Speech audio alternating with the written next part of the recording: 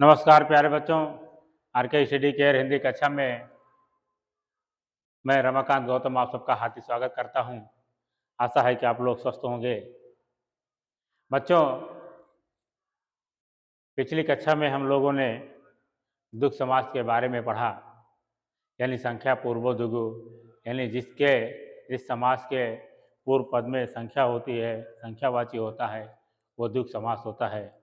आइए आज हम लोग जो है समास का पांचवा भेद पढ़ते हैं, यानी द्वंद्व समास। आइए हम लोग द्वंद्व समास के बारे में पढ़ते हैं। द्वंद्व समास होता क्या है?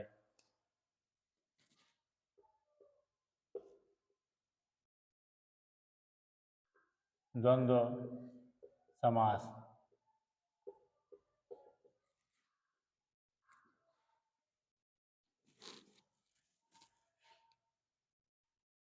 उभय पद प्रधानो द्वंद्व अर्थात जिसमें दोनों पद प्रधान होते हैं उसे हम द्वंद्व कहते हैं। आइए हम लोग इसकी परिभाषा देखते हैं। द्वंद्व का शाब्दिक अर्थ होता है, द्वंद्व का शाब्दिक अर्थ होता है जोड़ना। इसका शाब्दिक अर्थ होता है जोड़ना, अर्थात दो पदों को जब आपस में जोड़ते हैं तो वहाँ द्वंद्व समास होता है। इसका विग्रह करने पर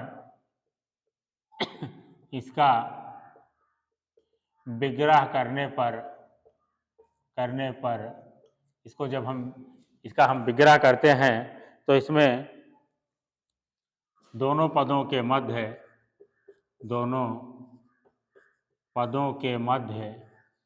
इसका विग्रह करने पर दोनों पदों के मध्य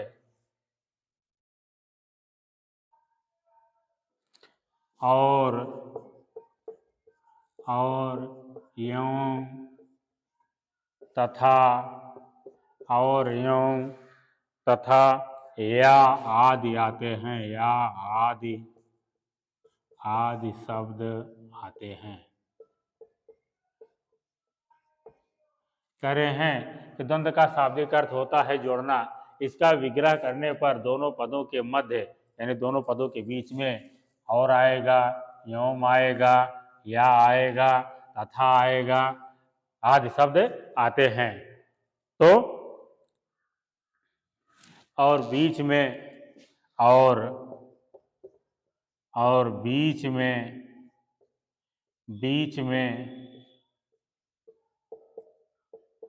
सामासिक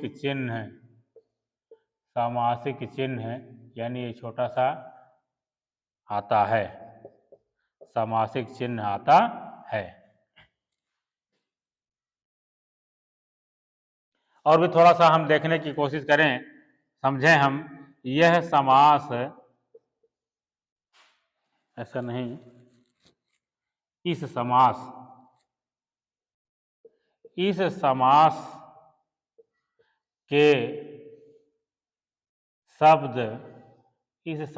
के शब्द प्रायः सभी नहीं, प्रायः विपरीतार्थक होते हैं।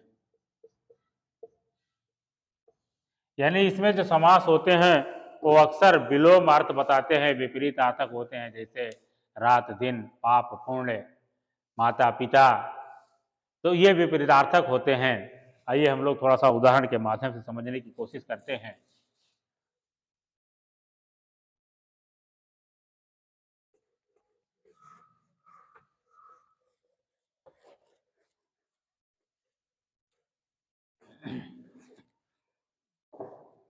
जैसे उदाहरण में हम लोग देखते हैं, उदाहरण जैसे आपका है अन्न जल। यहाँ देखिए समासिक चिन्ह आया, अब ये हो जाएगा अन्न और जल, और आ गया और जल। ये जो समासिक चिन्ह है ये और या एवं का जो है अर्थ देता है। उसी तरह से हम लोग देते हैं सीताराम, यानी सीता और राम, सीता और राम। उसी तरह से पाप पुण्य, पाप पुण्य, पाप पुण्य, पाप और पुण्य, पाप और पुण्य। और भी हम देखने की कोशिश करते हैं, जैसे होता है धर्माधर्म। अब देखिए यहाँ पर जो है संधि किया गया है, ये धर्म धन अधर्म हो जाएगा, तो ये हो जाएगा धर्म और अधर्म, धर्म और अधर्म। और भी हम देखने की कोशिश करते हैं, भला बुरा, भला बुरा, नहीं भला और बुरा।